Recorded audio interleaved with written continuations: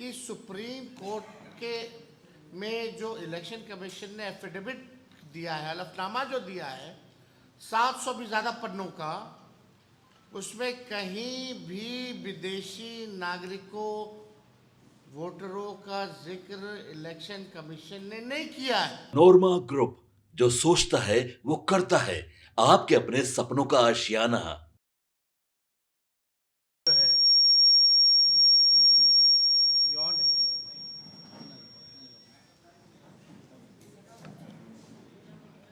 SIR पर जो है चर्चा जो है कराई जाए।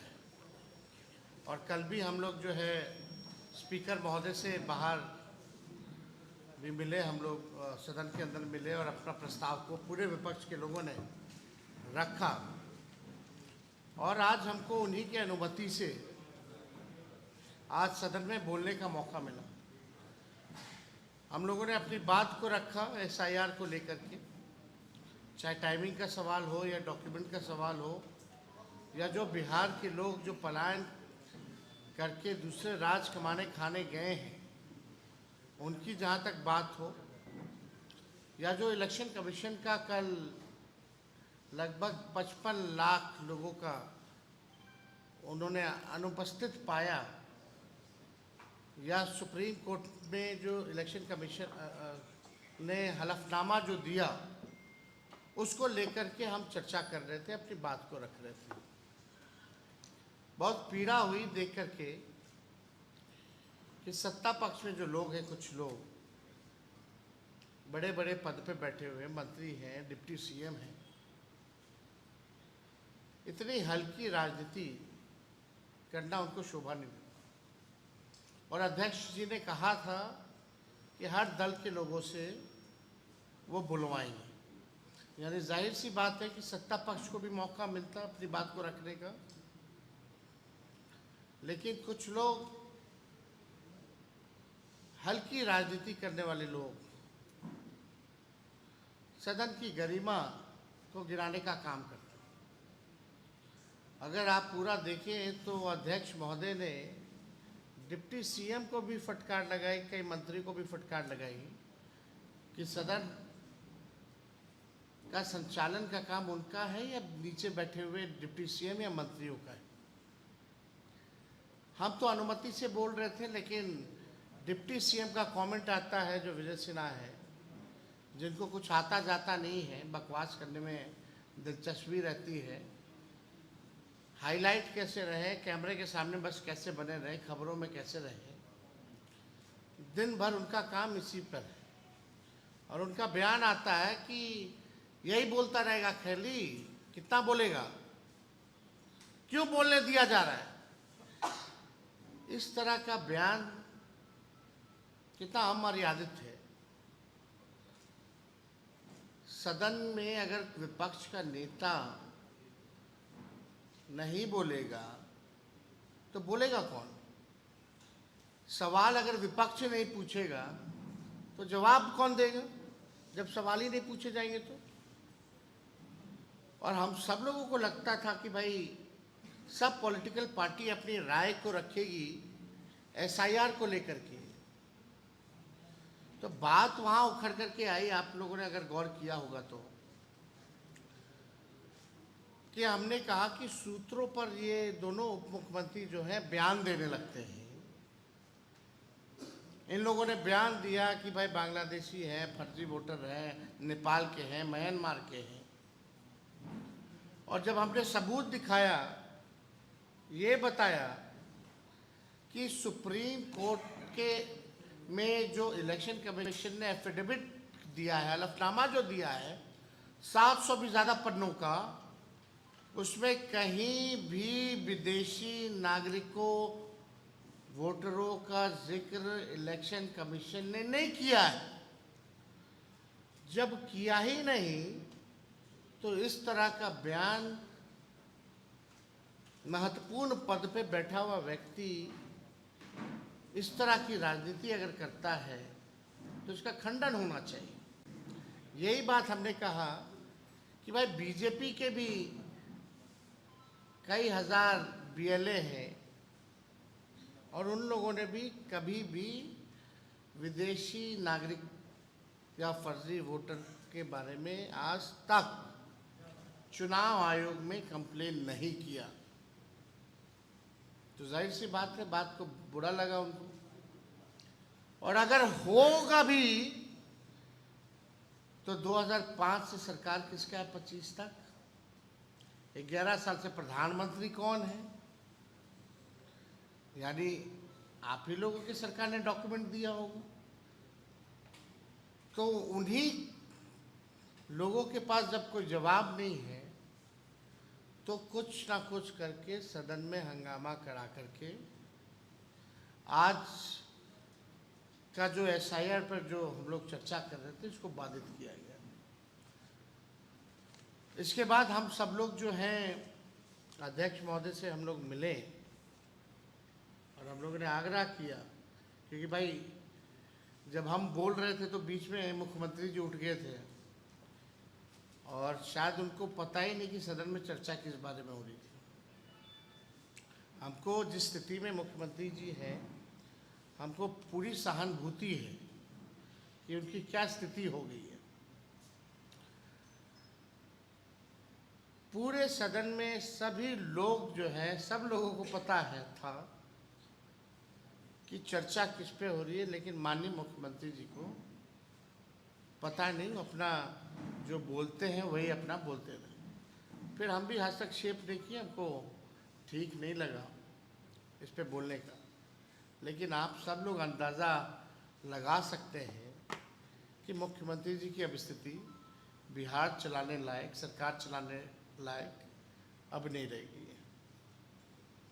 और कैसे बिहार चल रहा है रिमोट कंट्रोल से दिल्ली के 2 लोग जो वहाँ बैठ रहे हैं, जो प्रधानमंत्री हो या अमित शाह हो, उन्हीं के इशारे पे ये सारा काम हो रहा है। और ये एसआईआर भी उन्हीं लोगों के इशारे पे चुनाव आयोग कर रहा है। चुनाव आयोग के पास कोई जवाब नहीं। हालांकि 28 तारीख को मामला कोर्ट में है, लेकिन आप सोचिए, जो वोटर्स होते थे वो सरकार चुनती थी। आज उल्टा हो रहा है, अब सरकार में बैठे लोग वोटर चुन रहे हैं। वोटर सरकार चुनती थी और सरकार में बैठे लोग आज वोटर को चुन रहे हैं।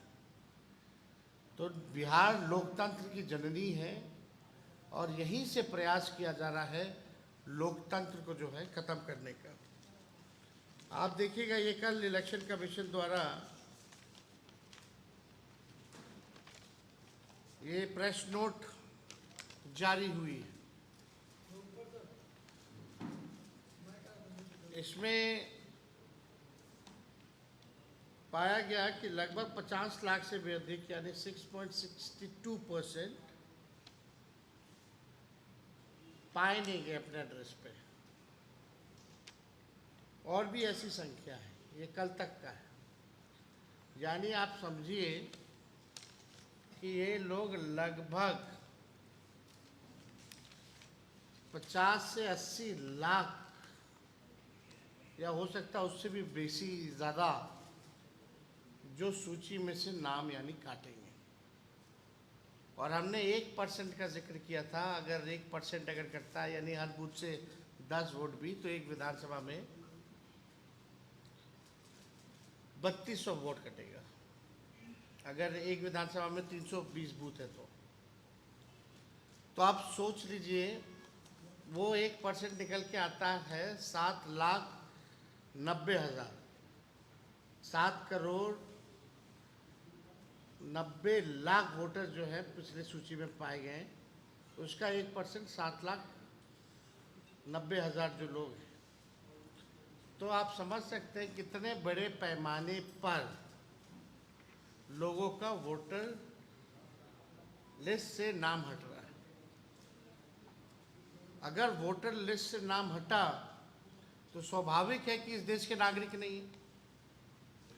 जो नागरिक है उसको तो संविधान ने अधिकार दिया वोट देने का, और नहीं रहेगा तो आप समझिए कि जो कल्याणकारी योजनाएं हैं सरकार की, चाहे पेंशन हो, राशन हो, और उनके जो डिप्टी सीएम हैं, खुरपाती डिप्टी सीएम, उछल कूद में खाली विश्वास करने वाले, वो क्या क्या बोल रहे। अगर भाई वीरेंद्र जी ने जब हमको अगर टिप्पणी करके अगर डिप्टी सीएम बोला कि कैसे बोल रहा है, क्यों बोल रहा है, क्यों बोलेगा, तो भाई वीरेंद्र जी ने तो ठीक ही जवाब दिया। किसी के बाप का थोड़ी है सदन, ये सदन जनता का सदन है, जनता के लिए है, तो इसमें आपत्ति की क्या बात है। उनका नाम तो नहीं लिया इन्होंने, ना उनके पिताजी का नाम लिया, तो जो इन्होंने कहा उसमें कोई गलती नहीं थी। नेता विरोधी दल बोल रहा है, अध्यक्ष महोदय समय दे रहे हैं, तो who is he to speak. वो कौन होते हैं कि सदन को सलाह दें कि कौन कितना बोलेगा, नहीं बोलेगा। और हम धन्यवाद देना चाहते हैं स्पीकर महोदय को कि उन्होंने भी डिप्टी सीएम को जो है लताड़ने का काम किया, फटकार लगाने का काम किया सदन में। अगर वो फुटेज आप लोगों के पास होगा तो जरूर वो चलाइए, और बाहर जाकर के कूद कूद के मीडिया में बयान दे रहे होंगे कुछ भी उल्टा सीधा। भाई जब मुख्यमंत्री बोल रहे थे तो आप हमको देखे होंगे, हम शांति से उनकी बात को सुन रहे थे और सहानुभूति हो रही थी कि बात चल रहा है कुछ, कह रहे कुछ, लेकिन एक सदन की गरिमा है। सदन के नेता अगर कुछ बोल रहे हैं, और जब नेता विरोधी दल और जब सदन के नेता मुख्यमंत्री बोल रहे हैं, तो बीच में क्यों टपक रहे भाई, कोई मतलब है क्या। तो हमको लगता है कि जो आज सदन में हुआ वो नहीं होना चाहिए, और इतना गंभीर मुद्दा 14 करोड़ बिहार के लोगों के अस्तित्व पर चर्चा हो रही थी, और इन लोगों ने अपने हल्केपन से जो है आज का जो बहस था बर्बाद करने का काम किया।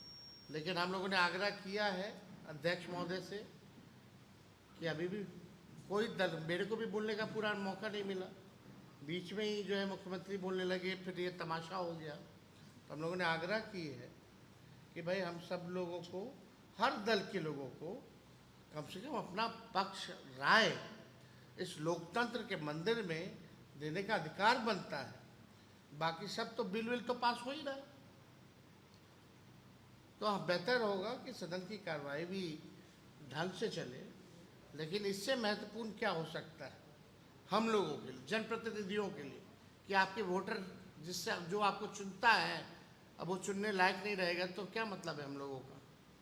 तो ये गंभीर मसला था। आज हमने भी कहा कि भाई हम लोग भी चुन के आए वही वोटर लिस्ट से, प्रधानमंत्री भी बने हैं, मुख्यमंत्री भी बने हैं वही वोटर लिस्ट से, तो क्या सब फर्जी था क्या। तो ये बात हम लोगों ने रखा। तो हमारे कांग्रेस के साथी हैं, लेफ्ट के साथी हैं, आप लोगों के समक्ष बात रखेंगे और कर लीजिए। और हो गया, बोलिए। आपके सपनों को हमने सजाया है, ई होम्स पैनोरामा को हमने बनाया है। ई होम्स मेरा एक सपना था जिस पे मैं पिछले 4 साल से काम कर रहा था। हमने जो बनाया है वो सबने है माना। ई होम्स पैनोरामा में हो आपका भी आशियाना।